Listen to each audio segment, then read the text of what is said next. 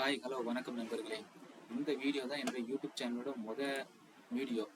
So என்னை பற்றி முதல்ல ஒரு இன்ட்ரோ கொடுத்துட்டு நெக்ஸ்ட்டு வந்து நான் அடுத்து என்னென்னலாம் பண்ண போகிறேன் இந்த சேனல் மூலமாக அப்படிங்கிறத நான் உங்களுக்கு சொல்கிறேங்க. என்னோட பேர் வந்து செல்வன். நான் ஒரு மெக்கானிக்கல் இன்ஜினியர். ஒரு கம்பெனியில் குவாலிட்டியாக வேலை பார்த்துக்கிட்டு இருக்கிறேன். வேலை பார்த்துக்கிட்டே தான் சைடில் இந்த ஸ்கின் ட்ரேட் பண்ணிகிட்டு இருக்கேங்க. கிட்டத்தட்ட நான் வந்து மார்க்கெட்டுக்குள்ளே வரும்போது 2020 அந்த கொரோனா டைமோட தான் நான் உள்ளே வந்தது. அப்போ எனக்கு பெருசாக அந்த அளவுக்கு நாலேஜ் இல்லை.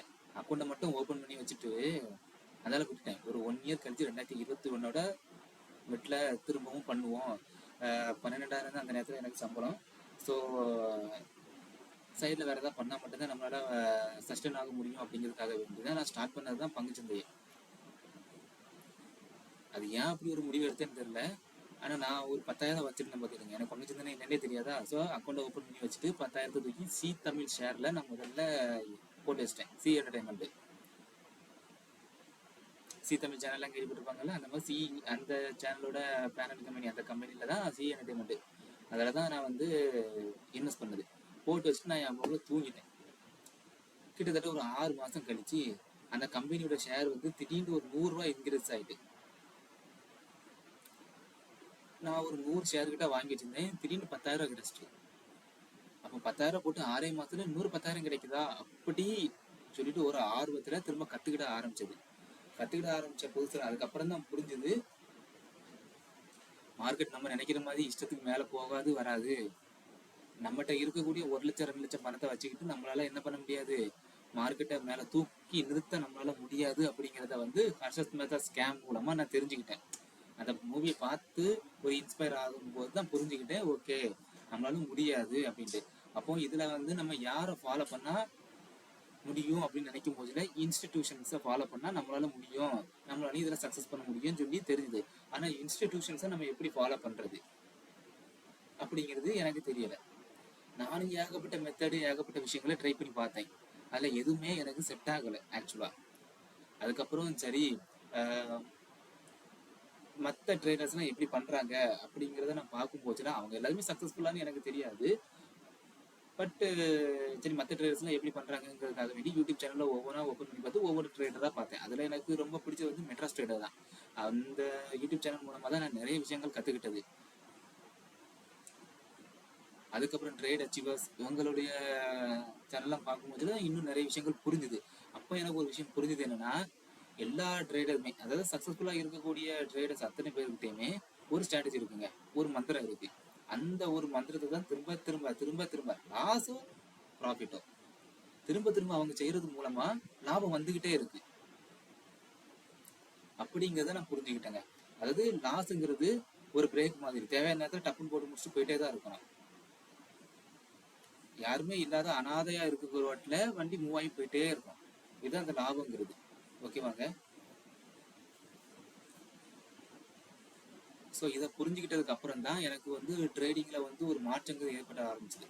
ஓகேவாங்க. ஏன் ஸ்டாப் லாஸ் வைக்கணும் அப்படிங்கிறதே எனக்கு புரிஞ்சுது. இதுக்கு முன்னாடி நான் ஸ்டாப் லாஸ் வைக்க முடியாது, ஆவரேஜ் பண்ணி கொண்டு வருவேன். ஆனால் என்னால் லாபமே பார்க்க முடியாமல் இருந்துச்சு.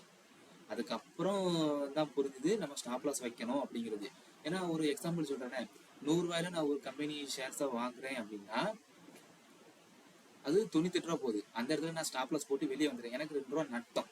திரும்ப இன்னொரு 3 ரூபா குறையுது.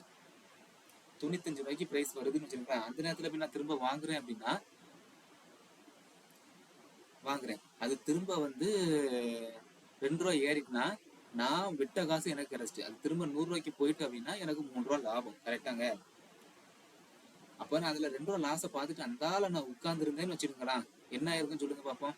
அந்த பிரைஸ் திரும்ப 95க்கு போயிட்டு திரும்ப 100 ரூபாய்க்கு வந்திருக்கேன். எனக்கு நோ ப்ராஃபிட் நோ லாஸ் அப்படிங்கிற மாதிரி தான் வந்திருக்கும். இதே இது நான் ஸ்டாப் லாஸ் வச்சதுனால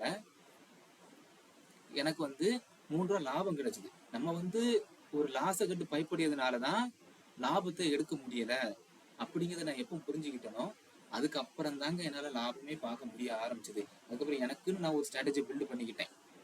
ஓகேவா. நீங்க யூடியூப் சேனல்ல பார்க்கக்கூடிய எல்லா ஸ்ட்ராட்டஜியுமே ஒரு காலகட்டத்தில் நல்லா வேலை செஞ்சுதான் இப்பவும் வேலை செஞ்சுக்கிட்டு தான் இருக்குது பார்த்துக்கிடுங்க. ஆனா அதனால வரக்கூடிய நஷ்டத்தையும் நம்ம ஏற்கும் போதுதான் நம்மளால அதுல இருந்து வரக்கூடிய லாபத்தையும் ஏற்க முடியும் அப்படிங்கிறத நான் புரிஞ்சுக்கிட்டேன்.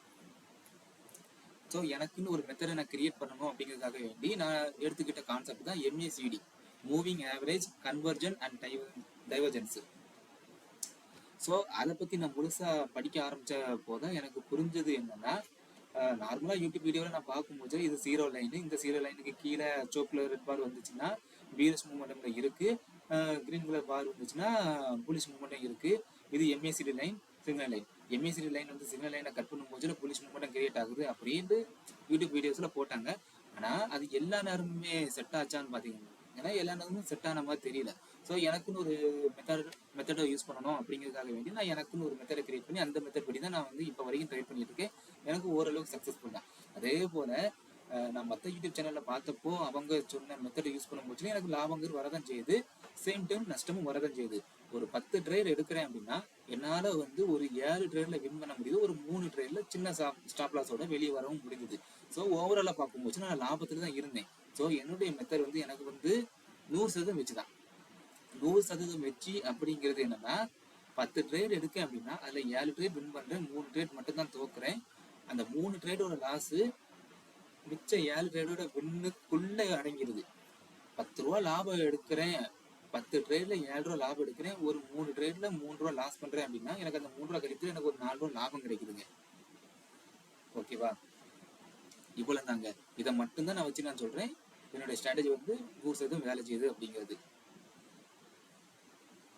ஸோ வரும் வீடியோக்கள்ல வந்து நான் ஒவ்வொரு வீடியோஸ்லயும் ஒவ்வொரு ஷேர்ஸை வந்து அந்த நேரத்தில் என்னுடைய மெத்தடுக்கு ஏற்ற மாதிரி வரவே ஷேர்ஸ் ஒவ்வொன்றாக வந்து அனலைஸ் பண்ணி நான் வீடியோ போடும் போச்சுல நீங்கள் அதை பற்றி இன்னும் புரிஞ்சுக்கிடுவீங்க அப்படின்னு நான் நம்புகிறேன்.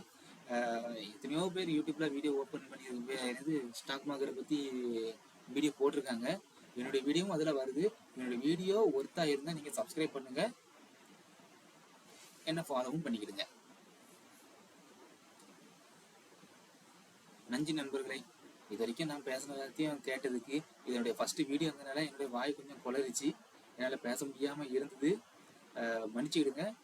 வீடியோவில் எதுவும் தப்பாக பேசியிருந்தா நெக்ஸ்ட் வீடியோவில் நான் திருப்பி இன்னும் தெளிவாக நல்லபடியாக பேசி ஒவ்வொரு வீடியோ அடுத்தடுத்து வரக்கூடிய வீடியோக்களில் வந்து நான் ஒவ்வொரு ஷேர்ஸ் நான் பார்க்கக்கூடிய நான் கண்டுபிடிக்கக்கூடிய ஷேர்ஸை அனலைஸ் பண்ணி வீடியோ போடுறேன்.